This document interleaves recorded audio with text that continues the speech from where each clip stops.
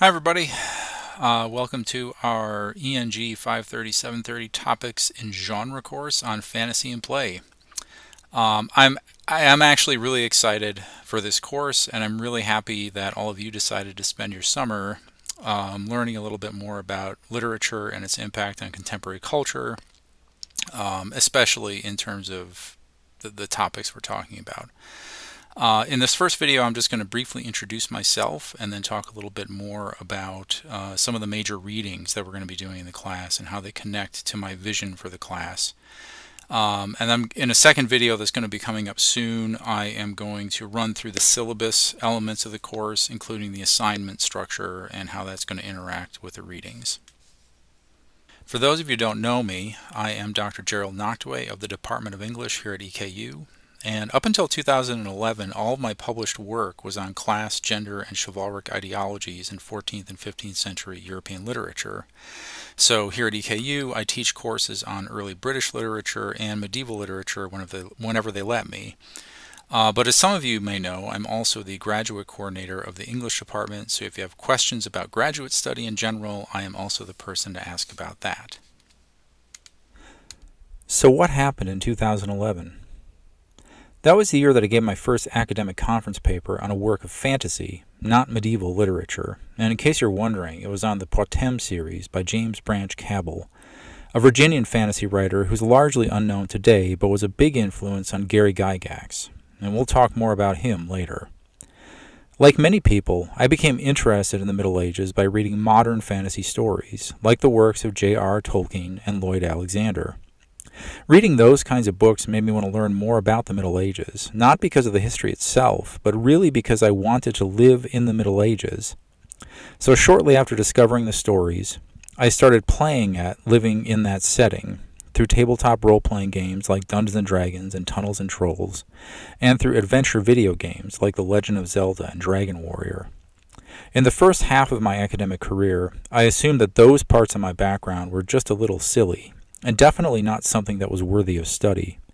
But after I started to look into these things a little over a decade ago, I realized that I wasn't alone in how I approached medieval studies, and that a lot of people were already doing work, writing, and thinking about how playing about fantasy, and particularly medieval fantasy, has changed modern society in really significant ways. So the basic theme, or you might say thesis, of this class is this. Fantasy literature has particular qualities as a genre that encourage readers to activate and interact with those texts in unique ways.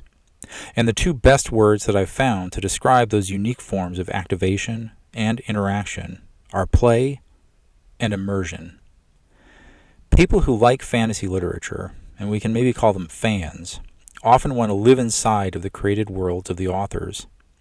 Now, aspects of this kind of interactivity have been going on for countless millennia. After all, we still use metaphors of being drawn into or escaping to the worlds of legend, myth, and story. But I also want to suggest that there's a specific history of how fantasy literature interacted with 20th century society to create the current forms that immersive play now takes. In the early 1970s, at almost the same exact time, and seemingly out of nowhere, two new forms of play emerged in Western culture, the tabletop role-playing game and the video game. At the beginning of this short summer session, I want to just stop and think about that fact. Many cultural concepts that we now take for granted, like having digital avatars or creating characters, but even things as simple as hit points or ability scores, were completely unknown just over 50 years ago in the generations of our parents and grandparents. Far from just being new hobbies, these forms of play and simulation generated new ways of looking at the world, which is why their relationship with literature and storytelling is so important. There is a lot more to be said about all of this, and we're always going to be running up against the confines of our 6-week summer course schedule. I'll have a lot more to say about that in the next video. Right now, I want to quickly run through all of the main texts for this course, by which I mean the online readings and books that both undergraduate and graduate students in the course will be reading, to help contextualize them for you. In the first week, I've given you 4 reasonably short online articles to read, and yes, they're all full text online. That gives everybody time to buy books for the class.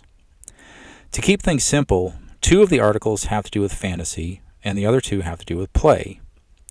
The oldest reading is entitled The Nature and Significance of Play as a Cultural Phenomenon, and it's actually a chapter from the 1938 book Homo Ludens, a study of the play element in culture, by the renowned Dutch historian Johan Huizinga. We'll spend a lot of time talking about this important chapter, but for now it's just important to know that it's really a work that established play as a vital subject of study in its own right, and is worth reading for that reason. This work is paired with a chapter simply entitled Frames and Games, from the 1983 book Shared Fantasy, Role-Playing Games as Social Worlds, by the American sociologist Gary Allen Fine. Fine was well ahead of his time in recognizing the importance that role-playing games were going to have on Western culture, and in this chapter he analyzes the reasons why they were such an unprecedented social activity. Our first week readings are rounded out by chapters from Tsvetan Todorov's 1973 study, The Fantastic, A Structural Approach to a Literary Genre, and Farah Mendelssohn's 2008 book, Rhetorics of Fantasy. I chose these chapters because they will give us useful ways of categorizing and analyzing the works of fantasy that we'll read for this class. Each of the subsequent 4 weeks of this summer course will be centered around a fantasy novel, and each of those novels has some special connection to play. Fritz Leiber's Swords Against Death is a short story collection published in 1970, but most of the stories originally saw print in the 1940s and 1950s. Leiber is crucially important because even as he was writing his stories about the world of Lankhmar, he was creating an adventure board game based on the same stories. I hope to say more about this game in our Discord discussions, but for now it will suffice to say that Leiber and his friends had almost no intention of marketing the game. But when Dungeons & Dragons came along, his world of Lankhmar would become one of the first campaign settings that was converted into game rules. Andre Norton's Quag Keep was largely unknown when it was first published in 1978, but it has the distinction of being the first novel actually based on fantasy role-playing games. As we'll discuss, Norton was already a well-established fantasy author when she became heavily involved in the early role-playing community and made an agreement with the Dungeons & Dragons publisher TSR Incorporated to write this story based on their games. As you'll see when you read it, she takes full advantage of the weird concept of her story to consider some of the very issues of play and frames that we will discuss in the first week of class. You may have noticed that, like many female authors of the 20th century, Mary Alice Norton chose to write under the pen name Andre to conceal her gender identity. Another common theme that we're going to see in the next few weeks is the way in which both fantasy and immersive forms of play create spaces that marginalize identities like women and LGBTQ+ communities, and later racial and ethnic minorities can feel at home in. This is reinforced by our third book, Dragons of Autumn Twilight, co-authored by Margaret Weiss and Tracy Hickman. Published in 1984, this book shows all the difference a few years can make. Weiss felt no need to hide her identity, and where Norton's book was really only noticed at the time by hardcore gamers, Weiss and Hickman's Dragons novel was the first of a string of New York Times bestsellers that were based on a Dungeons & Dragons game that the authors had been engaged in since the early 80s. So as we read that book, we need to be thinking about the ways that fantasy and immersive play were really starting to take hold in the center rather than the margins of Western society. The last book we'll be reading is perhaps the best illustration of that process, Andrzej Sapkowski's The Witcher, The Last Wish. Originally published as simply The Last Wish in 1993, this novel shows how the popularity of heroic fantasy had reached all the way to Eastern Europe. We will be reading Danusia Stokes' English translation of the Polish original. But it also highlights how fantasy as a phenomenon had long been interacting with digital forms of play. Sapkowski's fiction was largely unknown outside his native Poland until the CD Projekt game software company decided to make a video game adaptation of his intriguing stories. As it happens, even that bit of good fortune wasn't enough to get much notoriety for Sapkowski's series, but we'll talk more about that in a few weeks. Suffice to say that Sapkowski's Witcher novels are a great example of the increasingly complex relationship between traditional print storytelling, immersive gameplay, and visual storytelling embodied in film and television.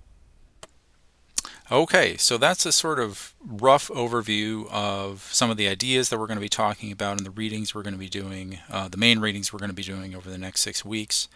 I will be talking more about the syllabus and kind of how we are going to be interacting in the next video that you can watch for in this space. So I will see you all soon.